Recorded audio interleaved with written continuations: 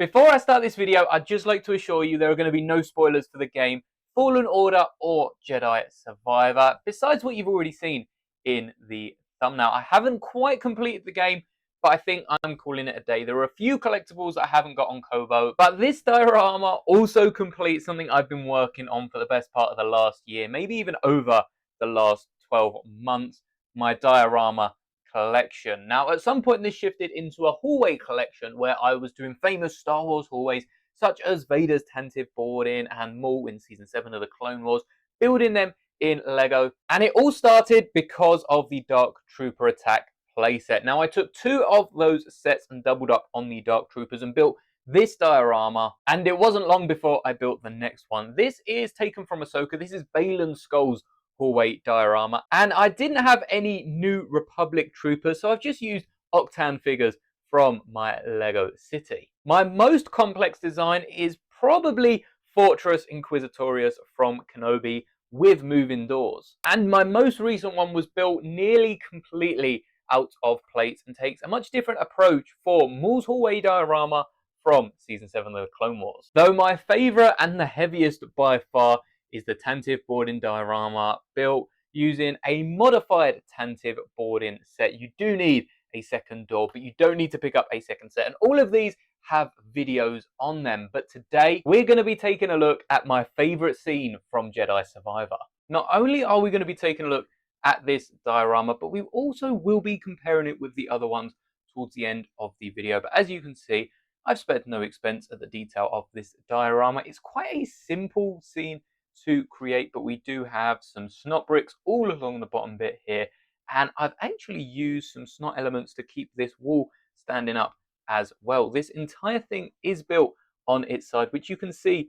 from the underneath, which led to some really interesting techniques that we'll get to in a minute. But you can see most of the detail on the wall. It comes from these 1x2 modified bricks with the vertical and horizontal lines, which I think represent it quite well. I did play around with a few different masonry bricks, and then you have the wood effect logs as well, and they just didn't get the same designs across as these stripy bricks. But that's not the only detail on here. We've got these blast doors, I believe they are meant to be here, with the control panels, one on either side, just so you don't get trapped behind any doors closing. And then we also have a door just off to the side. There wasn't enough space to create another one on this far end, but this is a closed door which just has a few different 4x4 plates, and there is a bit of detail on the outside. I have left two massive gaping holes here, not only to represent the different paths that you see Cal and BD sneaking through, but also just to show that the Empire is cutting some corners. Quite literally, we've got some sloped elements on the back here, and you also get a closer look at all the detail that I've added to the front side. Of course, Cal had to sneak through this door here. It's a very thin door. A lot of them are quite thin. I made them 3 studs wide so they fit one minifigure, and that's really all you could fit through any of the doors, and it makes for a really cool photo opportunity that I'm sure I will take many Instagram photos, and this time I won't forget. That's not going to make sense until you watch tomorrow's video. But we do have 2, maybe 3 minifigures if we include BD down here in this diorama. We first got Cal Kestis. It's the same model. I haven't changed it. I haven't updated the face or the hair. You all left some really good comments about different pieces I can use for the Cal Kestis minifigure. But in Jedi Survivor, you can design Cal really however you want to. So this minifigure does hold up for this diorama, and I've given Cal 2 green sabers, one shorter than the other, to represent his double-bladed saber that he can split in two, which is, of course, my preferred playstyle, being a massive fan of Ahsoka. We then have Rick the Door Technician, who is using the same design from my first Fallen Order display, which I'm sure a few of you remember, because this is not my first Jedi game diorama, but is technically my first hallway diorama from the game series. Rick is a scout trooper with the torso of a heavy First Order stormtrooper, or a stormtrooper commander. I'll get the correct name on screen if you do want to find the piece for yourself. And for the weapon, I've gone with a saber hilt with the same element I stuck out of my mock Rebel speeder turret, because the little electric staff that Rick wields isn't that long compared to some of the other pieces in that trans blue color, and I think it works very well, almost being the size of the minifigure's helmet. Now, as this is the 6th diorama that I have created, I only ordered enough pieces right back when I started the dioramas here on the Master Moldy channel. I only ordered enough pieces for 5 bases. I managed to scrape together enough for a 6th and final base, but I've genuinely run out of these black elements. I think the best diorama to compare to this new one is the Tantive boarding, and I will say I do like the fact that the Tantive boarding does have a nice sliding door feature on the side, which is something I couldn't implement onto this, as we don't actually see the doors, and if they were to slide, they'd be sliding upwards rather than across. But they both have very similar base structures. With a Tantive boarding, you can see I kept some of the plates on the side to build up the wall a lot more securely, and also used 2x bricks, whereas for the new Jedi Survivor diorama, I tried to stick with 1x bricks. I did end up running out of them towards the end in the size that I wanted, but I really like the finish that it gives the floor. And of course, with a Tantive boarding, I had a few different images that I wanted to make for Instagram. So we've got a few different potholes around the floor. Perhaps they're even blaster marks from the ongoing fight.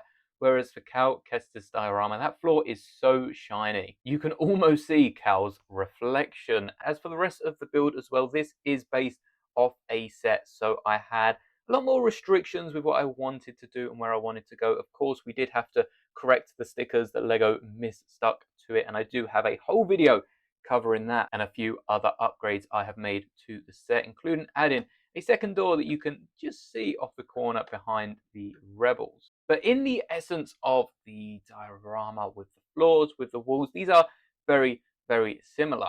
As opposed to something like this Kenobi diorama that has a whole wall at an almost 45, it's probably closer to about a 30-degree angle, and there's not much of a wall there anyway. But once again, we've got the sliding door mechanism here, which I have actually stuck down 2 of these 1x2 black tiles just to stop it moving about when it's been in storage. But both of these doors do slide open to reveal the stormtroopers waiting for Kenobi on the other side. But if you've watched the show, you know they might want to keep those doors closed. I also used that technique for this New Republic vessel of having the wall slightly bent open, and I think these are a lot closer than perhaps some of the other dioramas, just based on the simplicity of their walls, and then they've got the nice tiled off floor, or in this case the bricked off floor. Definitely let me know, now that I have built all 6 of these, which one is your favorite in the comments.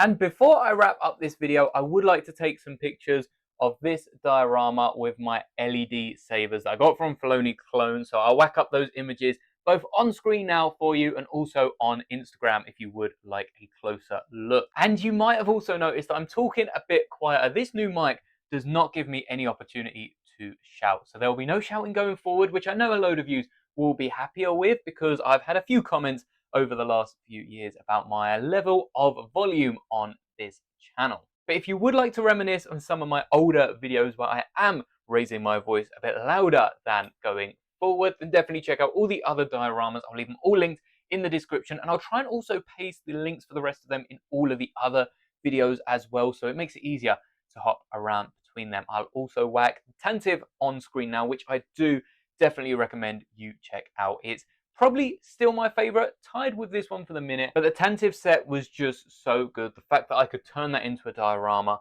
just makes it even better. Thank you so much for making it to the end of the video. Like, subscribe, all that good stuff, and may the bricks be with you always.